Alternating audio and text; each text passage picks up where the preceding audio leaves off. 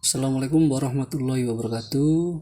Berjumpa lagi di mata kuliah pengantar ilmu ekonomi mikro. Kawan-kawan mahasiswa, kali ini kita akan bahas tentang fungsi produksi. Nah, dalam fungsi produksi nanti juga akan kita singgung terkait teori produksi.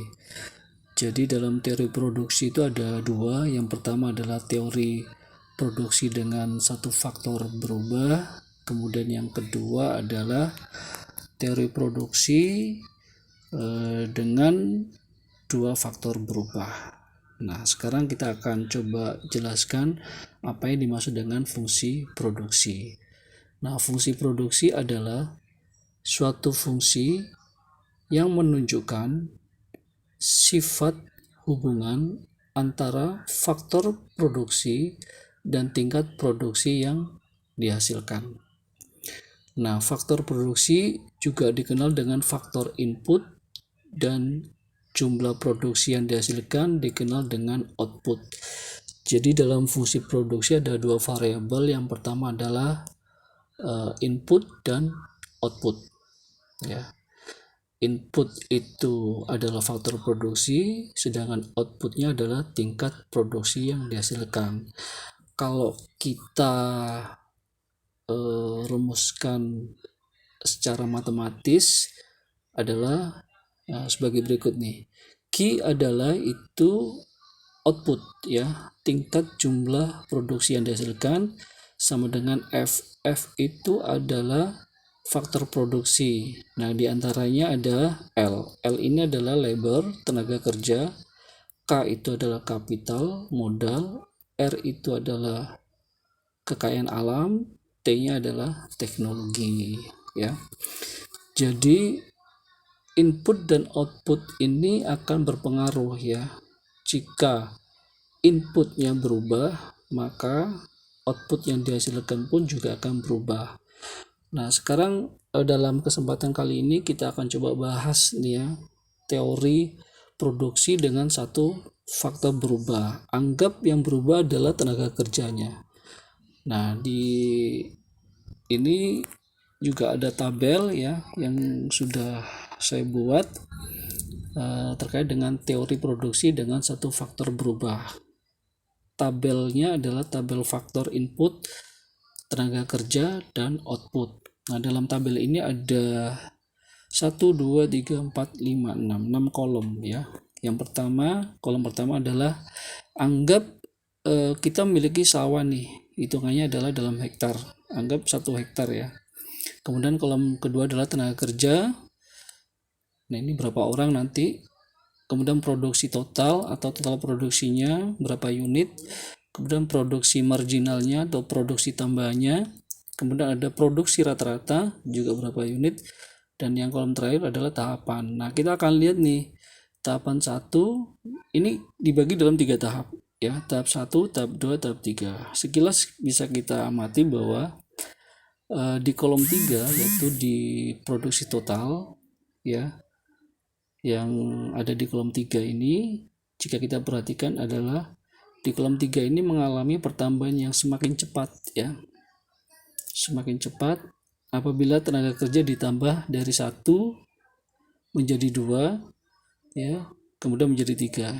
Nah, produksi total yang dihasilkan bertambah begitu cepat. Nah, kemudian di tahap kedua, jika kita lihat juga, jika ditambah tenaga kerja menjadi 4 hingga 8, ya, memang ada pertambahan tapi tidak terlalu besar, ya. Pertambahannya kecil sekali, ya, kita bisa lihat. Kemudian di tahap ketiga, jika kita tambah lagi menjadi 9 hingga 10, maka total produksinya itu semakin kecil, ya. Bahkan produksi marginalnya, produksi tambahnya itu ke arah negatif.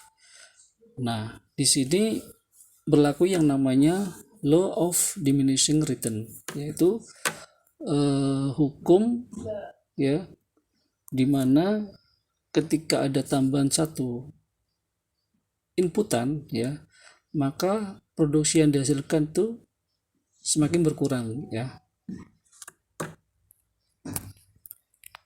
Jadi hukum ini adalah dinamakan dengan hukum hasil lebih yang semakin berkurang ya. Semakin ditambah inputannya yaitu faktor produksinya, maka hasilnya akan semakin berkurang. Nah, coba kita akan bahas nih. Ini adalah contoh angka-angka yang sudah dimasukkan, tapi bagaimana cara kita mengetahui angka ini berasal ya.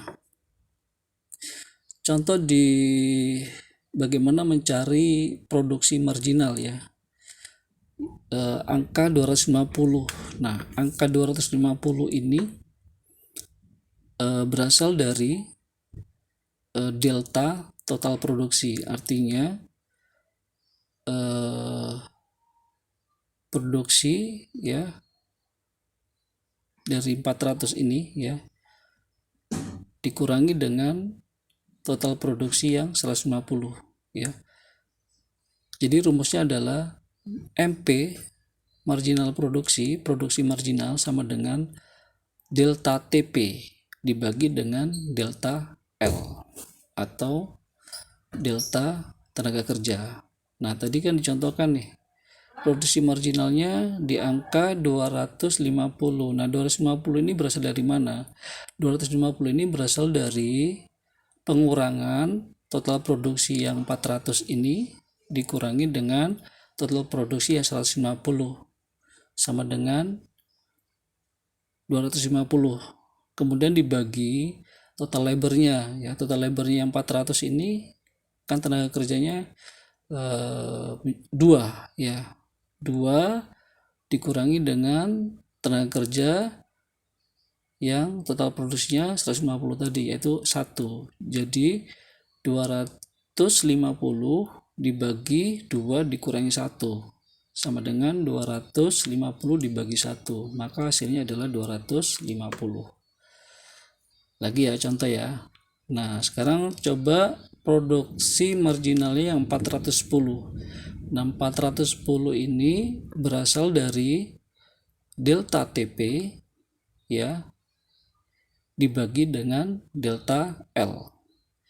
Delta TP-nya adalah 810 dikurangi 400 ya dibagi dengan 3 dikurangi 2 ya, ketemu hasilnya 410 ya. Seterusnya seperti itu ya hingga di tenaga kerja yang ke-10 hasilnya adalah negatif. Nah, sekarang bagaimana mencari yang average ya, produksi rata-rata ini ya. Produksi rata-rata kita ambil yang 200 ya. Yang 200 ini jadi rumusnya adalah average produksi rata-rata atau average produksi ya, average produksi sama dengan total produksi ya dibagi dengan labor ya. Nah, yang 200 ya kita coba ya.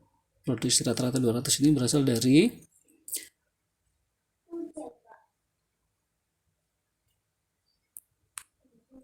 ya average produksi ya yang 200 ya. Ini berasal dari 250 ya. Bukan 250. 400 dibagi dengan 2 ya, sehingga ketemu hasilnya adalah 200 ya. Kita ulang lagi, average produksi sama dengan total produksi dibagi dengan labor ya. Angka 200 ini berasal dari 400 yaitu total produksinya, produksi totalnya dibagi dengan tenaga kerja atau labor yang 2 sama dengan 200 ya. Sama juga ya, average produksinya yang 270 ini adalah berasal dari total produksi yang 810 dibagi dengan tenaga kerja yang 3 sehingga hasilnya adalah 270 ya. Seterusnya seperti itu ya hingga di angka di 130 ini sama ya caranya. Nah, kalau kita buat dalam bentuk kurva ya, berdasarkan tabel di atas, maka dalam kurva ini ada hubungan antara total produksi, ya, marginal produksi, dan average produksi, ya.